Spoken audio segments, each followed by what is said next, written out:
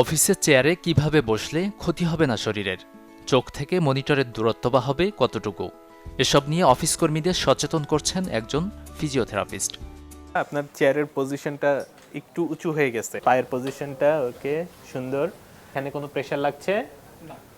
Okay, that's wonderful. আপনার height অনুযায়ী টেবিলের অ্যাডজাস্টমেন্ট ঠিক আছে, হাতের নিচে সাপোর্ট আছে, মনিটরের পজিশনটা ঠিক আছে, টিল্ট করা আছে, শুধু নেকটাকে আমরা সামনে ঝুঁকাবো না, সোজা রেখে আমার মনিটরটা টিল্ট যতটুকু দরকার টিল্ট করে নেব। দীর্ঘ সময় কম্পিউটারের সামনে থাকা, ঘন্টার পর ঘন্টা বসে কাজ, এমন পরিস্থিতিতে অনেকেই ভোগেন মাথা ঘাড় সহ নানা রকমের ব্যাক পেইনের সমস্যায়। অফিসে নির্দিষ্ট নিয়মে বসা, সঠিক মাপে চেয়ার টেবিল নির্বাচন ও কাজের মাঝে সামান্য কয়েকটি ব্যায়াম প্রতিরোধ করতে পারে শারীরিক এসব সমস্যা থেকে। মুক্তিও পেয়েছেন কেউ কেউ।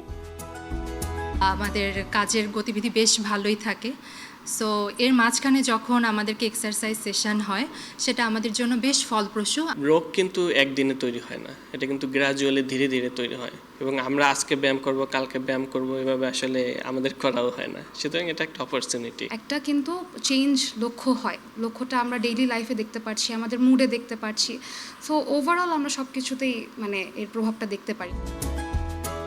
ফিজিওথেরাপিস্টরা বলছেন, অফিস কর্মীদের স্বাস্থ্য সুরক্ষা দিতে বিভিন্ন প্রতিষ্ঠান চালু করেছে এমন সেবা, সুফলও মিলেছে বেশ। যে কোনো মানুষ যদি তার বডি পজিশন ঠিক রেখে তার অ্যাক্টিভিটিগুলো বা যে কাজটা সে করছে সেই কাজগুলো করে, তাহলে পরে তার মাস্কুলোস্কেলিটাল যে পেইনটা, এই ধরনের কোনো ব্যথা হয় না সাধারণত। প্রথমে আমরা ইনস্ট্রাক্ট করি যে কিভাবে বসতে হবে, কিভাবে কাজ করতে হবে, কিভাবে ডেস্ক সেট আপ করতে হবে।